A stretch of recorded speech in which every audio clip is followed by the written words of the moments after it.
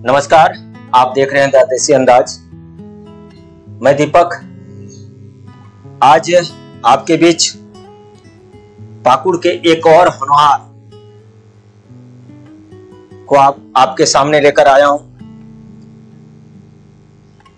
एक ऐसा उभरता हुआ होनहार जो पाकुड़ के गांव से निकलकर देश के प्रतिष्ठित एग्जाम गेट जिसमें उन्होंने सफलता प्राप्त किया है और उसमें ऑल ओवर इंडिया में 529 रैंक लाकर इस जिले के साथ साथ इस राज्य का भी नाम इन्होंने रोशन किया है।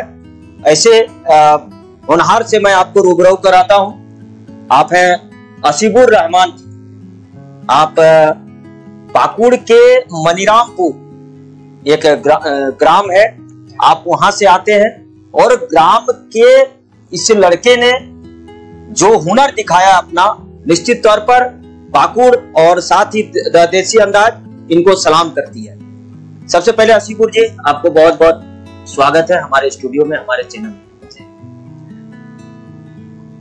असीपुर जी, आप सबसे पहले हमारे दर्शकों को अपना परिचय दीजिए। हाँ जी, मेरा नाम असीबुर रहमान है और मैं मनीरामपुर गांव से हूँ और मैंने अपना बीटेक का पढ़ाई आसनसोल इंजीनियरिंग कॉलेज से कंप्लीट किया और उसके बाद फिर गेट का एग्जाम देके अभी मेरा एडमिशन हुआ है IIT ISM धनबाद में VLSI में। चलिए असीबुर जी, सबसे पहले तो आपको बहुत बहुत बधाई, शुभकामनाएं। असीबुर जी, जैसे कि हमारे दर्शकों को ये जानकारी के लिए कि GATE graduate aptitude test in engineering Bharat में इंजीनियरिंग प्रौद्योगिकी, वास्तुकला और विज्ञान स्नातकोत्तर कार्यक्रमों में प्रवेश के लिए की जाती है और यह परीक्षा भारतीय विज्ञान संस्थान IISc और साथ भारतीय प्रौद्योगिकी IIT संस्थानों द्वारा बारी बारी से आयोजित की जाती है। आप उस संस्थान में आपने एक अच्छा रैंक लाकर इस क्षेत्र का नाम आपने बढ़ाया है। इस सफलता का श्रेय आप किसे देना चाहते हैं? जी, तो सारा श्रेय मैं अपना रब को देना चाहता हूँ और उनके बाद फिर और मेरा माता पिता है और कुछ दोस्त है और परिवार का और भी भाई है, तो सभी लोग को हम पूरी तरह से शुक्रिया कि इतना मेरे साथ जुड़े रहने के लिए, पूरी तरह से मदद करने के लिए। चलिए, बहुत बहुत अच्छा असीबुर जी। जैसे कि आपने परिचय में भी बताया कि आपने आसनसोल इंजीनियरिंग कॉलेज से आपने तैयारी किया था। बीटेक वहां से मेरा कंप्लीट हुआ। हाँ, बीटेक आपने वहां से किया था। आपने गेट की तैयारी आपने कैसे शुरू की? गेट का तैयारी एक्चुअली जब हम आसनसोल इंजीनियरिंग कॉलेज में एडमिशन हुआ तो वहाँ पे एक्चुअली ये टायर 3 कॉलेज है, तो बेसिकली यहाँ पे पहले से ये बोला जाता है कि अच्छा से मतलब वहाँ पे जो भी जॉब आता है सब IT कंपनी में जॉब आता है, तो वहाँ पे पहले से ही माइंडसेट में घुसा दिया जाता है कि कोडिंग करना है, थोड़ा सा इंग्लिश ठीक से बोलना है तो फिर नौकरी मिल जाएगा। तो मैं भी उस टाइम लॉकडाउन का टाइम था तो घर में थे, तो मेरे को उतना आइडिया था नहीं, तो जो दोस्त लोग से सुने कि हाँ कोडिंग करना है तो कोडिंग शुरू किए।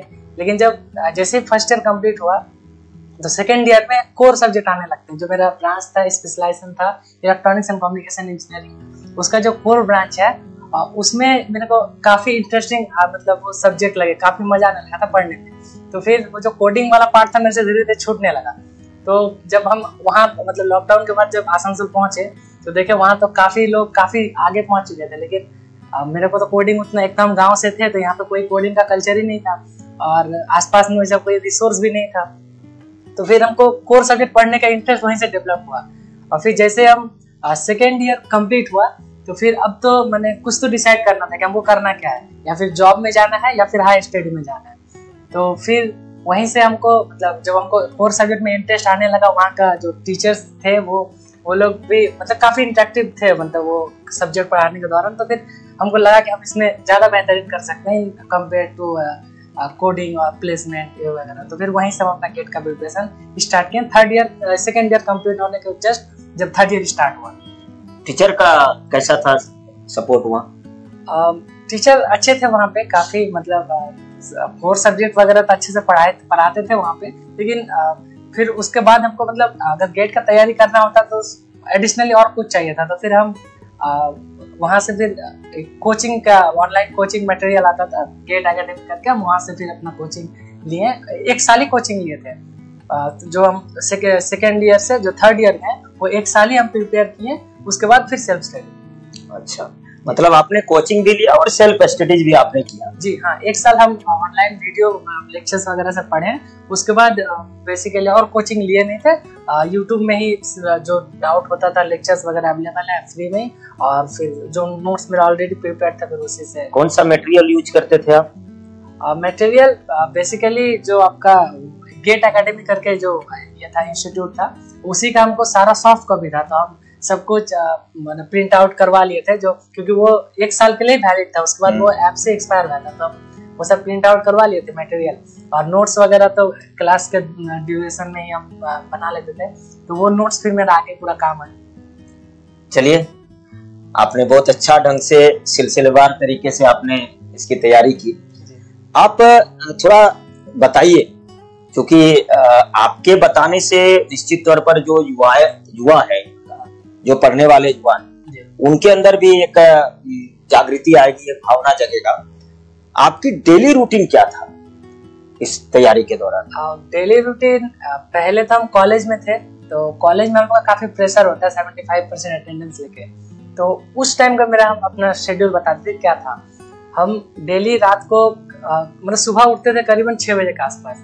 6 बजे उठने के बाद अब मेरा कॉलेज जाने से पहले का एक मतलब हम हर दिन क्या करते थे कि रात को सोने से पहले एक छोटा सा इसमें जो वो स्टिकी नोट होता है ना, उसमें हम डेली लिख लेते थे कि मेरा कल का टारगेट क्या है। कॉलेज आवर्स जो है उसको तो फिक्स्ड है, उसमें तो हमको जाना ही है, लेकिन उसको छोड़ के जो मेरा और भी समय उसमें क्या क्या करना है रात को तो फिक्स कर लेते थे। तो सुबह उठ के ही मेरा सबसे पहले काम था कि लेक्चर्स देखना, क्योंकि सबसे ज्यादा अगर टाइम लगता था तो लेक्चर्स देखना, 2 घंटा 2.5 घंटा का एक लेक्चर्स हुआ करता था।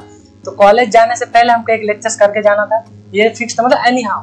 तो फिर सबसे पहले वो करते थे, और वो करने के बाद जब आपका कॉलेज का टाइम हुआ तो नहा के सुबह का नाश्ता करके फिर हम निकल जाते थे कॉलेज के लिए। और कॉलेज में जो क्लास होता था ठीक है उसको कर लिए, उसको छोड़ के जो बाकी समय मिलता था तो हम क्या करते थे कि अपना जो लेक्चर्स देख लें उसका नोट्स, और जो क्वेश्चन प्रैक्टिस करने के लिए वो प्रैक्टिस सेट आता था, ये पूरा उठा के हमारे वहाँ पे एक लैब था एनालॉग सर्किट करके, वहाँ एक टीचर है, तो उन्हीं के वहाँ मतलब वो सर हमको काफी हेल्प किए, मतलब कभी नहीं बोले कि तुम अभी यहाँ पे नहीं आ सकते, मतलब वहाँ पे एग्जाम हो चाहे लैब हो, एक कोना में एक मेरा सीट फिक्स था, चुपचाप वहाँ पे एसी रहता था, क्योंकि मेरा रूम में भी बहुत ज्यादा गर्मी था। तो वहाँ पे हम चले आते थे 9 बजे, अपना जो भी मटेरियल था क्लास हुआ था क्लास कर लिए, फिर वहाँ पे आके बैठ गए, वहाँ पे फिर जो फ्री टाइम मिला पढ़ते गए, और शाम को फिर सर के साथ ही पूरा एक सब फिर हम लोग निकलते थे उधर से।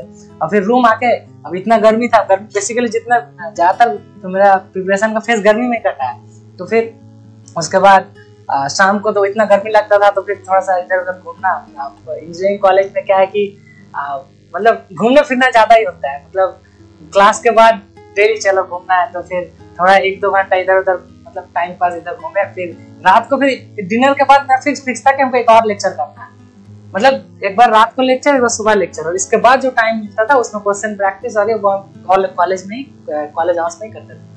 मतलब आपने एक दिन का प्रतिदिन का आप एक लिखित चार्ट बना लेते हैं, मतलब कि हमको सुबह से उठकर शाम तक में क्या क्या करना है। चलिए, ये समझने वाला विषय है, और हमको लगता है सभी पढ़ने वाले शिक्षार्थी को इस बात का जरूर ध्यान देने योग्य बात है कि आपकी दिन भर की दिनचर्या क्या होती है।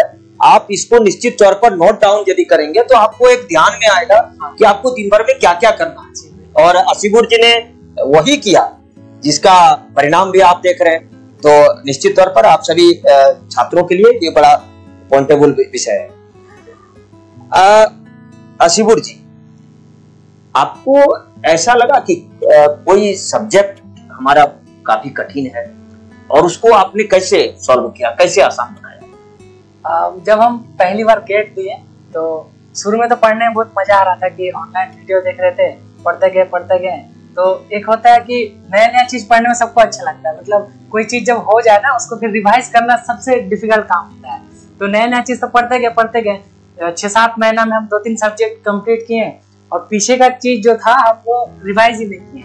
तो एक उसके वजह से हमको सब्जेक्ट कठिन लगने लगा। पढ़ने टाइम तो समझने टाइम सब समझ में आ जाता है, लेकिन due to lack of revision जो पीछे का चीजें सब भूल जाते हैं, तो उससे एक सब्जेक्ट कठिन लगने लगता है जब हम लोग न्यूमेरिकल लगाने जाते हैं क्वेश्चन कोई सब्जेक्ट के लिए। और मेरे जो कोर्स था उसमें कुछ सब्जेक्ट है, जैसे EMT करके एक सब्जेक्ट होते हैं, इलेक्ट्रोमैग्नेटिक थ्योरी, उसके बाद कम्युनिकेशन।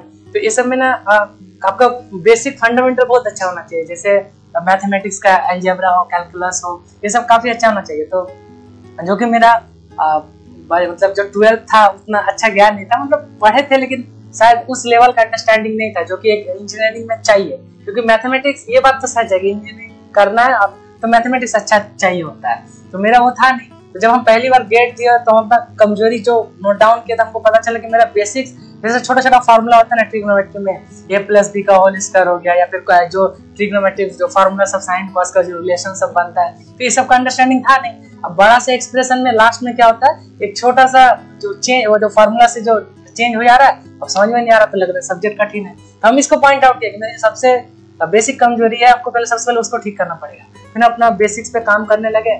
जो चीज हमको लगा कि पहले जरूरत है, हम इंजीनियरिंग का 3rd ईयर में जाके अलजेब्रा पढ़े, वो फिजिक्स वाला का कोई चैनल से, जो चीज शायद हमको 10th में 11th में पढ़ना चाहिए था, और भी कैलकुलस वगैरह का सब्जेक्ट। फिर अपना बेसिक्स ठीक करने के बाद हम दोबारा मतलब बेसिक्स भी ठीक कर देंगे और साथ में टेक्निकल चीजें पढ़ते गए, और फिर दोनों का कॉम्बिनेशन एक मैंने स्टेबल ऐसा हुआ कि फिर लास्ट में अच्छा मतलब अंडरस्टैंडिंग बना सबको सब्जेक्ट के लिए।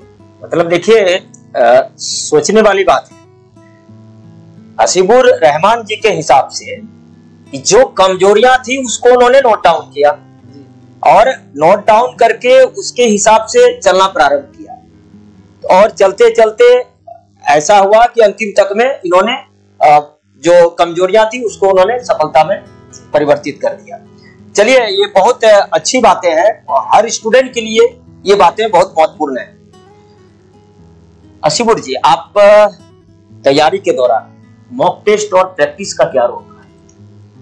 मॉक टेस्ट देखिए, सबसे पहला तो होता है कि सिलेबस कंप्लीट करना। तो मेरा पहला फोकस वही था कि हम मैक्सिमम जितना सब्जेक्ट एग्जाम से 2 महीना पहले जितना कर सकते थे हमको वो टारगेट, मतलब देखिए कोई भी एग्जाम के लिए प्लानिंग होना चाहिए, लेकिन कई बार क्या होता है ना, स्टूडेंट जैसे हम अपने जूनियर्स को भी काफी तरह मतलब गाइड करते रहते हैं, हम मतलब ऑब्जर्व किए हैं कि क्या होता है ना कि स्टूडेंट प्लानिंग में ज्यादा ध्यान देते हैं कि एग्जीक्यूशन को छोड़ के, मतलब पूरा साल भर में क्या करेंगे, पूरा एकदम रात भर जाग के ये कर देंगे वो कर देंगे, अगले दिन से जब एग्जीक्यूशन का टाइम आया तो कुछ नहीं। तो हम तो सभी स्टूडेंट को यही बोलेंगे, हम बोलते भी आते हैं, ये मेरा सर भी वही हमको बोला करते थे जो हम जहाँ से कोचिंग वगैरह लेते थे, कि मतलब टारगेट छोटा सेट करना है, ठीक है, कि हम इस सप्ताह में हमको क्या करना है, एक डेडलाइन फिक्स करके एक छोटा टारगेट, एक दिन एक सप्ताह, हाँ, फिर आगे।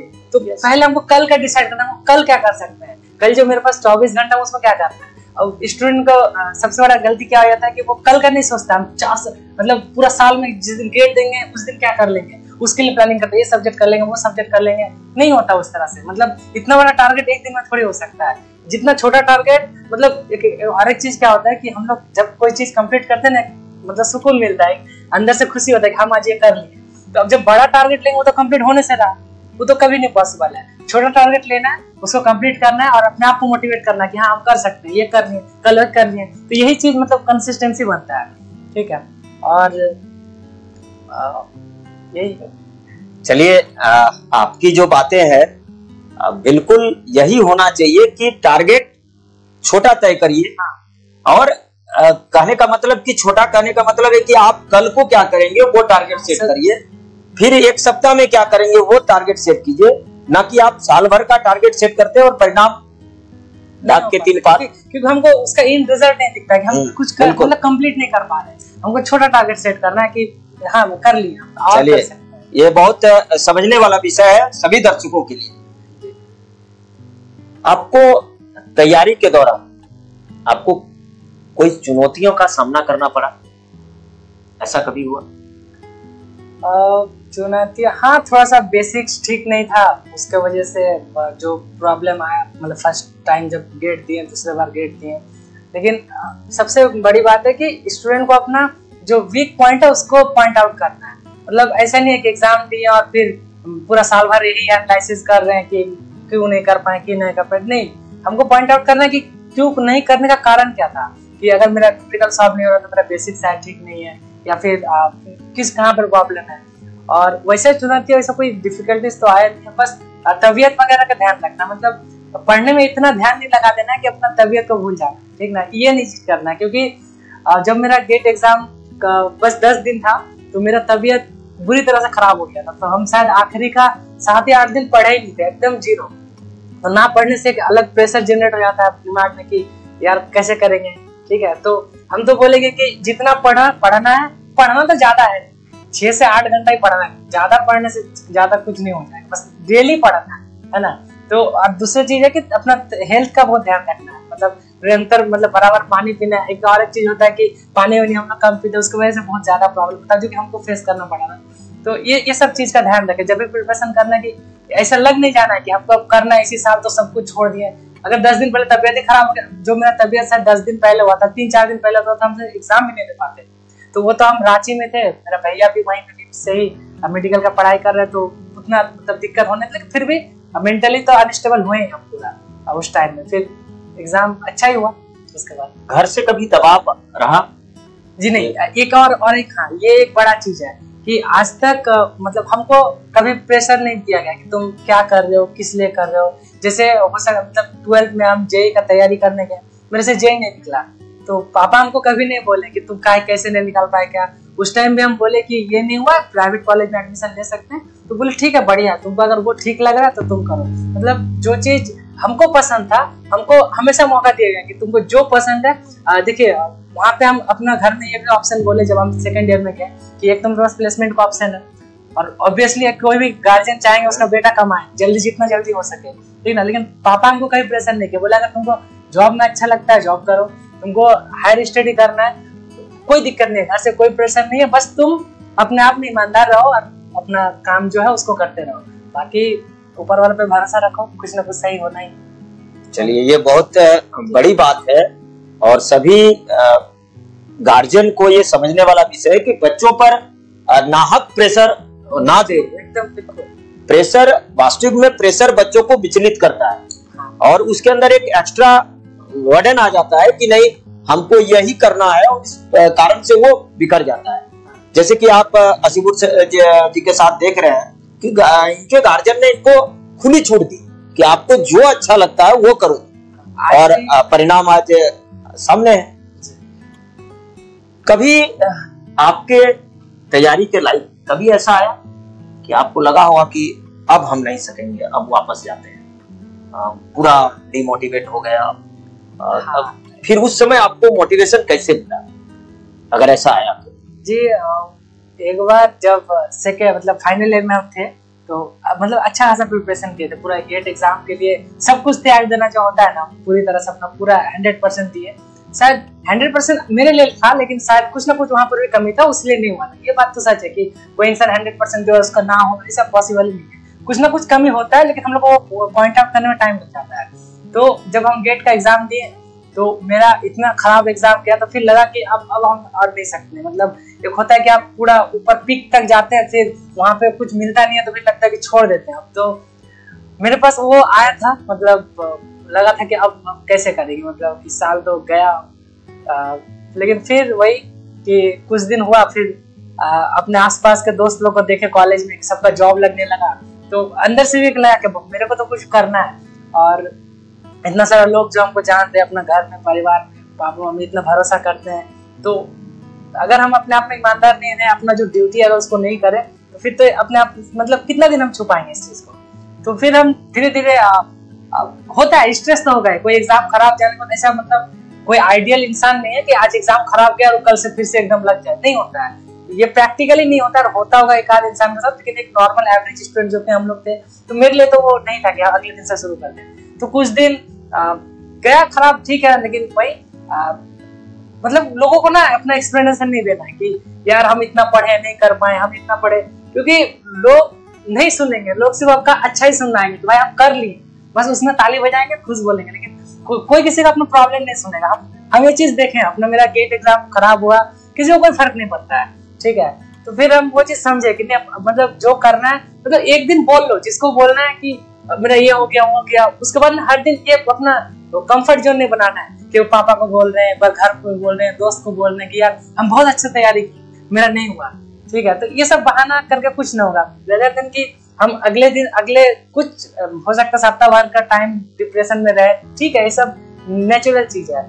रहने के बाद फिर धीरे धीरे स्टार्ट करना है। हम फिर दोबारा अपना जो कमजोरी था फिर उसको, जो हम पहले भी एक बार बोल चुके कि हमने पॉइंट आउट किया कि मेरा कमजोरी क्या क्या है, तो फिर हम उस पर काम करने लगे। फिर हमको लगा कि नहीं ये करना चाहिए वो करना चाहिए। फिर जब धीरे धीरे फिर करने गए तो सही आज फिर अच्छा एग्जाम। चलिए बहुत मार्केबल आपने बातें कही है। मोटिवेट भी डिमोटिवेट भी अपने आप में होना है तो मोटिवेट भी अपने आप में। हाँ, सेल्फ और मोटिवेशन ये एकदम से आपने जो कही बिल्कुल वही बातें हैं कि आप दूसरे को दुख दे बोल के आप अपने दुख को खत्म नहीं कर सकते हैं। नहीं, वो वहाँ एक कहावत है कि अंधेरा घना देख के अंधेरे की शिकायत करने से अच्छा है कि एक दिया जला दीजिए। हाँ। और आपने लगभग वही किया। बहुत अच्छी बातें आई सामने। आपके तैयारी के दौरान परिवार, दोस्त, जो रिश्तेदार हैं, उनका कैसा सहयोग रहा? वो तो समय समय वैरी करती गई। जैसे हम कॉलेज में थे तो कुछ टाइम मतलब वहाँ के दोस्त लोग थे, वहाँ के टीचर्स लोग थे। घर वाला का तो कांस्टेंट सपोर्ट है, उसमें कोई चेंज नहीं है। वो जो फर्स्ट डे से था वो आज आखिरी दिन मतलब जब तक रहेंगे वो कांस्टेंट तो सेम है। लेकिन उसको छोड़ के और वहाँ पे जो मेरा कॉलेज में दोस्त लोग थे, मतलब काफी बार हमको अगर मन नहीं लगा तो बोलते थे कि ऐसा वैसा, तो वो लोग भी काफी मतलब मोटिवेट करते थे हमको कि नहीं कर सकते हो ऐसा वैसा। लेकिन फिर यहाँ से फिर जब हम रांची गए, मतलब एक साल ड्रॉप लेने के लिए तैयारी करने के लिए, तो वहाँ तो भैया के पास रहते थे। तो वहाँ पर भी जो लोग मिले आपको, नया जगह में अचानक से जाके फिर सबसे बॉन्डिंग हो जाना बहुत डिफिकल्ट काम है, क्योंकि एक इंजीनियरिंग कॉलेज मतलब बहुत खुशहाल जिंदगी होता है। वहाँ पे इतना दोस्त यार बन जाते हैं, फिर सबको छोड़ के एक कमरे में चले जाना, ठीक है, तो ये बहुत डिफिकल्ट काम होता है। लेकिन वहाँ पे जो हमको दोस्त मिले वो रांची में, ठीक है, वो लोग भी रिम्स में पढ़ाई करते हैं, तो वो लोग मतलब काफी हमको ये करते हैं, मतलब कोई दिक्कत नहीं होने दिया कि खाने पीने में, जैसे मेस वगैरह वहाँ होता था तो काफी टाइम वो लोग खाना हमको ला के देते थे कि नहीं तुम पढ़ो, तुम्हारा एग्जाम है। आखिरी के दिन में जब इतना तबियत खराब हुआ, भैया का तो डेली का ड्यूटी होता था हॉस्पिटल में और क्लास भी, लेकिन वो लोग पूरा हेल्प किए कि तुम बस पढ़ो, मतलब कैसे भी तुम्हारा भी निकालना है इस साल। मतलब वो लोग देखते थे कि हम पूरा साल कैसे थ्रू आउट लगे रहे, तो वो लोग को ना कहीं लगता था कि आखिरी टाइम में ऐसा नहीं होना चाहिए। तो आखिरी टाइम में तो बहुत हेल्प किए वो जो लोग वहाँ पे थे। वो पूरा मतलब जो करना सकते, दवाई पानी, मतलब जो लाके देना हो, खाना लाके देना हो, तो इसके लिए हम शुक्रिया उनको। चलिए बहुत अच्छी बातें हैं। और ये सारी चीजें जो होती है तो वो यादगार बन जाती है। हाँ जी, एकदम किसी के भी जीवन में। असीपुर जी, आप जब परीक्षा देने गए, परीक्षा हॉल में आपका कैसा अनुभव था? हाँ, ये चीज एक है, मतलब जैसे हम फाइनल ईयर वहां से आपने परीक्षा में टाइम मैनेजमेंट आपने कैसे किया? हाँ, इस पर भी आप बात करिए। बताते हैं। जैसे थर्ड ईयर में हम फाइनल ईयर में गेट दिए, तो वहाँ पे मतलब हम अच्छा खासा खुश थे कि हम अच्छा पढ़े, और पूरा मतलब जैसे कि मेरा पूरा बैच में एक हम ही थे जो गेट का प्रिपरेशन करते थे, ठीक है। तो मतलब सब लोग जानते थे कि गेट का एग्जाम था, तो कॉन्फिडेंट भी लगता है कि यार इतना लोग हैं सब अच्छा, मतलब दोस्त लोग इतना विश करते थे कि जाओ अच्छे से एग्जाम होगा, तो मोटिवेट लगता है। तो वहां जाके जब हम क्वेश्चन को पढ़े तो पहले शुरू में 1 नंबर का क्वेश्चन रहता है, लगातार बनाते गए, अच्छा लगने लगा, कॉन्फिडेंट आया। फिर जैसे 2 नंबर वाला क्वेश्चन में गए तो पहला क्वेश्चन इजी था, उसमें क्या हुआ कि हम मतलब बाय हार्टेड कर ले कि कैसे नहीं क्वेश्चन बनेगा, ये सब्जेक्ट मेरा फेवरेट था, हमको ये करना चाहिए, हम उसी में लग गए। अब वो क्वेश्चन हमको 10 से 15 मिनट लगा, लेकिन क्वेश्चन का अंत तक आंसर दिया। अब बस प्रेशर जनरेट हो गया, नेक्स्ट क्वेश्चन गए नहीं बना, तीसरा गए नहीं बना, करते आखिरी तक पहुंच गए और एक भी मेरा 2 नंबर का क्वेश्चन नहीं बना। वहां से जो मेरा डिमोटिवेशन हुआ, तो जो क्वेश्चन शायद हम वो क्वेश्चन जब बाद में हम दोबारा देखें, शायद मेरा उसी साल मेरा IIT हो जाना था।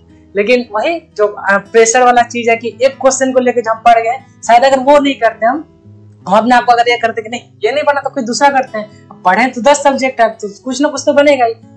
तो फिर वही एक मेरे लिए बहुत ये था कि पूरा डिप्रेशन में चले गए और फिर लग रहा है सब गलत हो रहा है। 1+2 को 5 लिख रहे हैं, 6 आंसर आ तो उधर 7 को टिक करके आ रहे हैं, मतलब कुछ भी किए उस टाइम। और फिर वहां से निकल के तो फिर मतलब क्या ही था।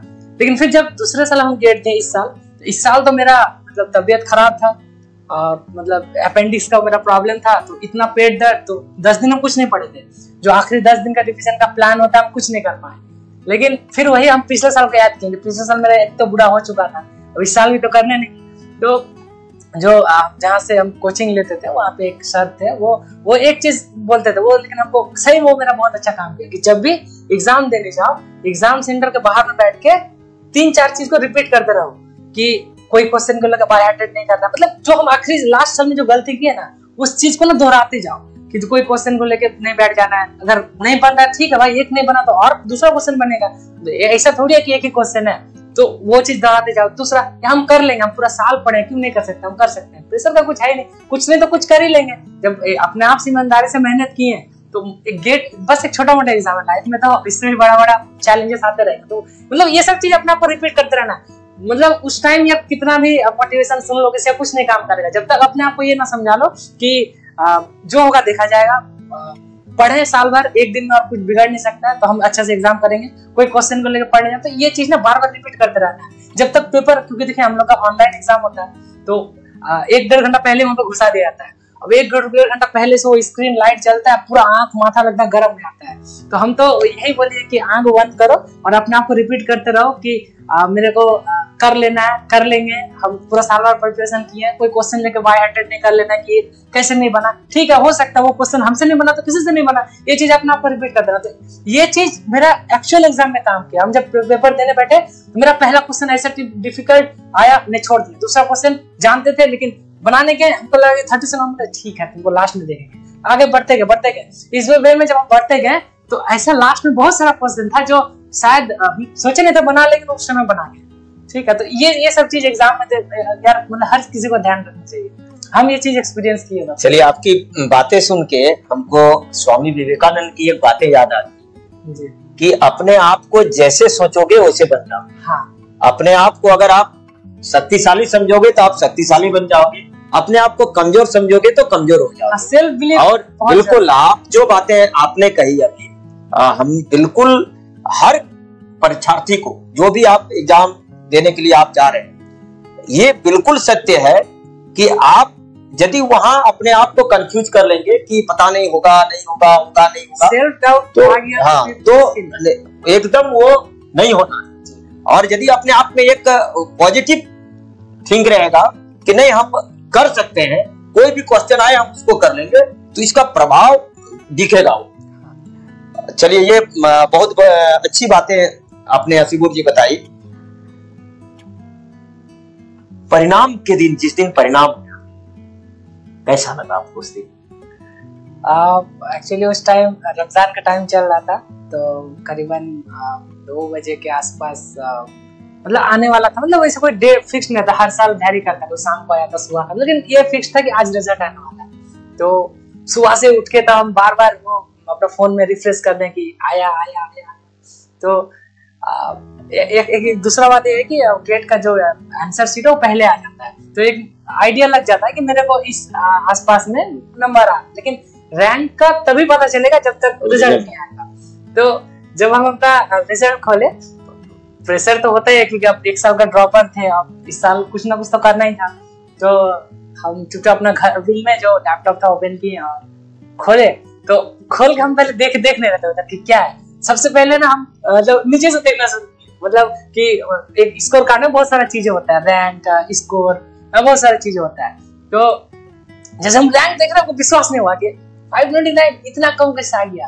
मतलब हम सोचे थे कि 1000-1200 के आसपास आएगा, लेकिन काफी ज्यादा, क्योंकि उस पेपर में पिछले बार कट ऑफ बहुत ज्यादा था, लेकिन इस बार शायद क्वेश्चन भी थोड़ा डिफिकल्ट था, उस वजह से कट ऑफ काफी कम गया था। फिर हम अपने स्कोर देखे, बाकी चीज देखे, और देख के सबसे पहले पापा को बताया कि ऐसा हुआ है। फिर घर में सबको बताया कि धीरे धीरे अपना कॉलेज में जो प्रोफेसर लोग थे वो लोग काफी हमको पूछते रहते बीच बीच में कि क्या हुआ, कितना दूर हुआ। जो हम लोग का HOD सर है वो पूछते रहते हैं, तो फिर उन लोग को बताया। फिर अब इतना, दूसरी बात है कि हम इतना सारा जूनियर्स को पढ़ाते हैं, मतलब अभी घर में जैसे हम फ्री बैठे हुए थे तो अपना जो टेक्निकल सब्जेक्ट सब होता था वहाँ पे हम स्टूडेंट लोग को पढ़ाते हैं, हम यूट्यूब में खुद ही पढ़ाते थे, तो वो लोग को ही पता चला, फिर तो मतलब इधर से इतना सारा कांग्रेचुलेसन होने बहुत सारा, तो फिर अच्छा लगा। चलिए अच्छा बहुत उस दिन बड़ा सुखद दिन होगा, क्योंकि मेहनत का परिणाम आना था। हाँ, तो चलिए ये दिन बार बार आपके जीवन में आए जी, काफी बार आए। क्या प्लानिंग है आगे? देखिए जैसे हम अपना बीटेक में जब घर से एडमिशन लिए तब तो एक ही टारगेट था कि जॉब लेना, लेकिन जब वहां पे पहुंचे तो वहां जाके जब एक्सप्लोर किए तो पता चला काफी सारा चीजें हैं। तो वो तो एक टायर 3 कॉलेज था, वहां से उतना भी हम एक्सप्लोर नहीं कर पाए, लेकिन अब शायद जहाँ पे हमको मौका मिला है, मतलब मेरा जो एमटेक होगा वो VLSI डोमेन में होगा, जो बेसिकली आपका वो चिप डिजाइनिंग में होता है मोबाइल का। तो अभी तो शायद हमको जितना पता है शायद ये बहुत कम है, तो अभी तो हम उतना चीज नहीं बोल सकते कि हम क्या कर पाएंगे। एक बार वहां जाएंगे तो शायद हम बेटर एक्सप्लोर कर पाए, अपने आप को फिर अच्छा डिसीजन ले पाएंगे हमको करना क्या है, क्योंकि अभी डिसीजन माइंड में फिक्स कर लेना मेरे हिसाब से तो ठीक नहीं है कि हम जाके वहां जॉब ले लेंगे, जाके वहां PhD के लिए आगे बढ़ेंगे या फिर टीचिंग लाइन में जाएंगे। वो तो जब तक हम वहां पे पहुंचेंगे नहीं, वहां का स्थिति नहीं समझेंगे, तब तक डिसाइड करना थोड़ा मुश्किल है। बाकी मन है हमको कि VLSI इंडस्ट्री में काम करना एज ए सिस्टम, ये VLSI डिजाइनर जो होता है उसी। चलिए आप निश्चित तौर पर आपकी जो सोच है आप पहुंचे जी, हम लोग की शुभकामनाएं हैं। इस चर्चा के अंतिम दौर में आप जो तैयारी कर रहे छात्रों को कुछ सलाह देना चाहेंगे? कुछ आपकी भावना होगी? जी हाँ, मतलब स्टूडेंट के लिए भी है, गार्जियन के लिए भी है, कि गार्जियन जो है ना इस चीज से ना भागे कि उसका बेटा कर लिया, उसका बेटा कर लिया, वो कर लिया, इस चीज का ना प्रेशर कभी स्टूडेंट पे ना डाले, क्योंकि सब स्टूडेंट का अलग अलग क्षमता है। मेरा अपना कैपेबिलिटी है, शायद हम जो चीज 11-12 में जेई में नहीं कर पाए, अगर उस दिन मेरा पापा हमको पीछे पड़ जाते कि देखो वो IIT निकाल ले, वो जेई निकाल लिए, तो शायद आज हम यहाँ नहीं होते, क्योंकि हमको फिर तो प्रेशर दे कुछ और करवा दिया जाता कि तुम ये करो वो करो। तो गार्जियन जितना भी पेरेंट्स हम तो यही बात बोलेंगे कि देखिए हर स्टूडेंट का अपना कैपेबिलिटी है, अपना अंडरस्टैंडिंग का, अपना समझने का, और उसके अंदर एक स्पेशलिटी है। तो हम तो यही बोलेंगे कि उसको खुद को मौका दे चुनने है कि उसको क्या करना है, ना कि ये देखे कि उसका बेटा ये बन गया, उसका बेटा ये बन गया, वो डॉक्टर बनेगा, इंजीनियर बनेगा। ये बहुत खराब चीज है। हम बहुत सारे स्टूडेंट को देख चुके हैं, मतलब ड्रॉप पे ड्रॉप, मतलब कुछ नहीं हो रहा क्योंकि उसको इंटरेस्ट ही नहीं है उस चीज में, बस पेरेंट का दबाव में आके ये चीज कर रहे हैं, और वो चीज वो बोल नहीं पाते अपने पेरेंट को, क्योंकि एक्सपेक्टेशन है कि पेरेंट इतना कुछ कर रहे हैं, बड़ा एक्सपेक्ट कर लिए ये करेगा, लेकिन पेरेंट्स कभी ये पूछते ही नहीं कि तुम क्या करना चाहते हो। ठीक है, तो हम तो हर पेरेंट्स को बोलेंगे कि अपना जो भी बेटा है, बेटी है, जो भी आसपास में जो भी है, उसको मौका दे कि तुमको क्या करना है, क्योंकि उसका भी सुनना जरूरी है ना। करना उसको है, करना हमको नहीं। हम तो चाहेंगे हम चांद पे चल जाए, लेकिन चांद पे जाने के लिए मेरे पास रिसोर्स होना चाहिए ना, चांद पे जाने लायक मेरे पास प्लानिंग होना चाहिए, और जो चीज है नहीं बोलेगा तुम चांद पे चढ़ो, तो पॉसिबल तो नहीं है। उसके लिए तो हमको जो स्पेशलिस्ट है उसको बोलना पड़ेगा। तो वही बात है कि एक वही चीज है कि पेरेंट्स स्टूडेंट को खुद मौका दे कि तुमको करना क्या है, क्योंकि उसको अपने दिल की बात बोलने दे कि तुमको करना क्या है। हाँ, और दूसरी बात स्टूडेंट के लिए कि गिव अप नहीं करना है। अगर कोई चीज में लगे, अगर तुमको उस चीज में पैशन है तो अपने आप में ईमानदार रहना है, और अपने आप में ईमानदार अगर रहोगे तो जिंदगी में ऐसा कोई चीज नहीं है जो नहीं कर पाओगे। अगर ठीक है, किसी को 2 बार टाइम लगता है, किसी को 3 बार लगता है, हर किसी का मतलब जो चीज एब्जॉर्व करने का है, पढ़ाई लिखाई क्यों, हर किसी का एक तरह नहीं होता। इसे हम अपने आप को मानते हैं कि शायद हम 10th-12th मेरे लिए नहीं था, हम नहीं कर पाए, तो स्टूडेंट को रुक नहीं जाना है कि हम अभी 12th नहीं कर पाए, जेई नहीं निकाल पाए, क्या हमसे एमटेक हुआ, क्या हम गेट निकालेंगे, ये चीज माइंड में बैठाना है।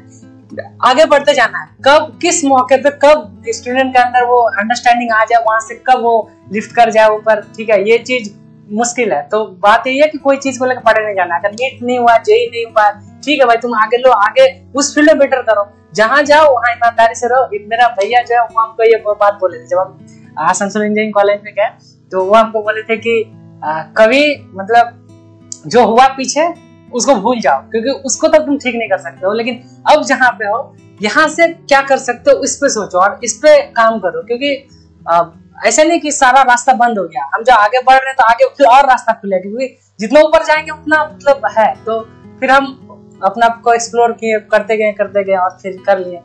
और दूसरा चीज है कि दूसरों को देख के डिमोटिवेट भी नहीं होना है कि वो कर लिया तो ठीक है, वो एक बार में कर लिया। हम जिस दिन हम लोग का ओरिएंटेशन क्लास हो रहा, ये बात हम काफी बार बोलते हैं कि जब ओरिएंटेशन क्लास हो रहा था तो उसमें मैथमेटिक्स का मार्क्स पूछा था, मेरा मैथमेटिक्स का मार्क्स काफी खराब था, तो 99, 98, 99 उस रेस में तो हम आपको ढूंढ भी नहीं पा रहे थे भाई हम कहाँ आ गए, ठीक है। तो उस चीज से डिमोटिवेट नहीं होना है कि ठीक है उसका उस टाइम अच्छा अंडरस्टैंडिंग हो, अच्छा कर पाया तो वो तब कर लिया ना। अभी कौन क्या कर रहा है, अभी डिवोट उस पर डिपेंड कर रहा है। तो हम वहां से किए, तो हम जो चीज किए मेरे बैच में तो वो चीज कोई नहीं कर पाया। तो अगर उस दिन हम ये ठान लेते कि भाई उसका 99 मैथमेटिक्स में तो वो शायद बड़ा कुछ करेगा, किए वो लोग भी अच्छा किए, लेकिन शायद दूसरा फील्ड में किए, कहीं और कुछ अच्छा कर रहे होंगे, लेकिन हम जो चीज किए वो लोग तो नहीं कर पाए, है ना। तो वो चीज अपने आप में बिलीव रखना है कि अगर अपने आप से ईमानदार रहोगे, अपने आप पे काम करोगे तो एक दिन ना एक दिन जरूर सक्सेस मिलना है, भले ही 1 साल 2 साल लेट हो, लेकिन छोड़ना नहीं है, एकदम कंसिस्टेंटली हर दिन का टारगेट बना और उसके पीछे लग जाओ। मतलब खुद ही को कर इतना बुलंद कि हर तकदीर से पहले खुदा बंदे से पूछे बता तेरी रजा क्या है। चलिए, आपने अपने आप को इतना मजबूत किया और मजबूती का परिणाम था कि आप आज इस जगह पे हैं। और आपने जो छात्रों को जो आपने अपने सलाह दी, बिल्कुल छात्रों के लिए और गार्जियन के लिए काफी सुंदर बातें थी वो। अगर किसी चूंकि हम लोग ये प्राय देखते भी कि कई गार्जियन अपने बच्चों को जिस फील्ड में उसको कोई रुचि नहीं है उस फील्ड में उसको जाने के लिए प्रेशराइज करता है, और परिणाम होता है कि वो ड्रॉप होके बाद में घर पे बैठ जाता है और बाद में फिर जैसे तैसे जीवन यापन शुरू होता है। ऐसे गार्जियन को अभी मैट्रिक का और इंटर का परिणाम आया, बहुत सारे बच्चों ने अच्छा नहीं किया, बहुत सारे बच्चों ने अच्छा भी किया, लेकिन जिन्होंने अच्छा नहीं किया उनके लिए मैं बार बार कहता हूं, हमारे प्राय वीडियो में ये सब बातें आती है, मैं फिर कहता हूं सबके लिए कि जिन्होंने अच्छा नहीं किया उनको डरने की आवश्यकता नहीं है, क्योंकि यहां से द्वार खुला है आगे जाने के लिए। आपके पास ढेर सारे रास्ते हैं, आपको जहां पसंद है, जिस फील्ड में पसंद है आप वहां जाइए, वहां जाके अपना नाम कमाइए। और गार्जियन को निश्चित तौर पर एक मूवी आई थी 3 इडियट्स, उसको भी देखना चाहिए कि किस तरह से जिसको जहां इच्छा नहीं है वहां जाने के बाद उसका परिणाम क्या होता है। हालांकि वो मूवी है लेकिन फिर भी सीखने के लिए बहुत सारा चीज है। जी, और एक चीज हम बोलना चाहिए कि कहीं आसपास देखने का जरूरत नहीं है। अगर किसी का 10th खराब हुआ है, 12th का, हम खुद उसका एग्जाम्पल है, ठीक है। अब मेरा मैथ्स में 51 मार्क्स था, ठीक है, तो शायद सुन के लगे क्या इंजीनियरिंग करोगे तुम, 51 मार्क्स लेके, नहीं होगा तुमसे, लेकिन ऐसा नहीं है। आज हम IIT में पहुंच चुके हैं, ठीक है, मतलब थोड़ा लेट ही सही लेकिन पहुंच चुके हैं। तो किसी को डिमोटिवेट नहीं होना है। ये 10, 12 ठीक है थोड़ा सा मैटर करता है, और समाज में चाहिए कि भाई, अब दूसरा चीज है कि ऐसा भी नहीं करना कि 99 आया तो उसको डॉक्टर बनेगा, ऐसा कुछ नहीं है। 51 वाला भी अच्छा कर सकता है, हो सकता है 91 वाला भी कुछ ना कर रहा, नहीं 91 वाला भी ड्रॉप करता है, हाँ, और 51 वाला बढ़ता ही है, वो घबराना नहीं है। तो जितना भी आया बस अब जो चीज नया चीज आएगा उसको ईमानदारी से करो। अब अपना जो वीक पॉइंट है, पीछे से जो गलती हुआ है उसको निकालो, उसको सीखो और अपने आप पे डेली अपने आप पे काम करो, एक दिन ना एक दिन जरूर होगा। बिल्कुल, आपकी बात से 100% सत्यता है और एग्री भी है कि आप जहां हैं वहां ईमानदारी से करिए, सफलता निश्चित आएगी, दौड़ के आएगी और सफलता शोर भी मचाएगी, जैसे कि आपके साथ हो रहा है। चलिए, आज आप हमारे स्टूडियो में आए, हमें समय दिया, थैंक यू, और मौका दिया अपने बातों का रखने के लिए। हम चाहते थे कि मेरा भी जो स्टोरी है सुने, स्टोरी तो मेरा और लंबा है कि हम कहाँ से गांव से जो पढ़े वो स्टोरी तो और लंबा है कि मतलब हम लोग वो जगह से पढ़े जहाँ पे शायद रोड नहीं हुआ करता था। पापा हम लोग को कैसे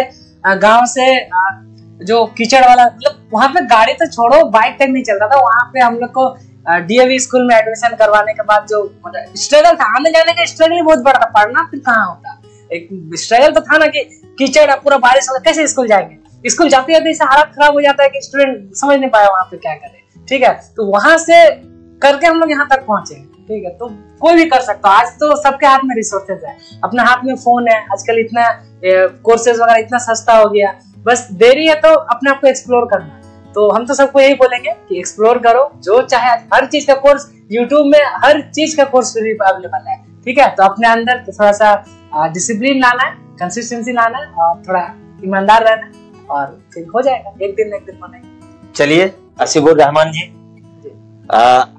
आपने एक तरह से पाकुड़ डीएवी का भी नाम रोशन किया है जी, ये भी एक महत्वपूर्ण पहलू था। चलिए, कुल मिला के हम सभी की दुआएं, शुभकामनाएं आपके साथ है। आप जहां भी रहें अच्छा करें, अच्छे जगहों में जाएं। आज हमारे साथ जुड़े, हम आपको बहुत बहुत धन्यवाद। देखते रहिए द देसी अंदाज। इसी तरह से हम आपको ऐसे ही सितारों से मिलाते रहेंगे। आप भी हमें आशीर्वाद देते रहिए, हमारे चैनल को आशीर्वाद देते रहिए। सब्सक्राइब करिए, शेयर करिए, लाइक करिए। बहुत बहुत धन्यवाद। हम खुद बोलेंगे कि हाँ, चैनल को सब्सक्राइब कीजिए, शेयर कीजिए, क्योंकि इन लोगों ने जो काम कर रहे हैं कि हाँ, मतलब लोगों तक आवाज पहुंचा रहे हैं कि हम जैसे हम किए यहाँ से, तो शायद उतना लोगों को नहीं पता, लेकिन अब इसके माध्यम से बहुत लोग सुने हैं कि अपने आप को मोटिवेट कर सकते हैं कि हाँ हम कर सकते हैं, तो आप क्यों नहीं कर सकते हैं। हम ऐसे जगह से, ऐसे परिस्थिति से आए तो आप भी कर सकते हैं। आप हमसे बेटर जगह में, तो वहां से भी आप कर सकते हैं। तो चैनल को सब्सक्राइब कर लीजिए और शेयर कीजिए और थैंक यू आपका। चलिए, बहुत बहुत धन्यवाद। जुड़े रहिए हमारे साथ द देसी अंदाज के साथ।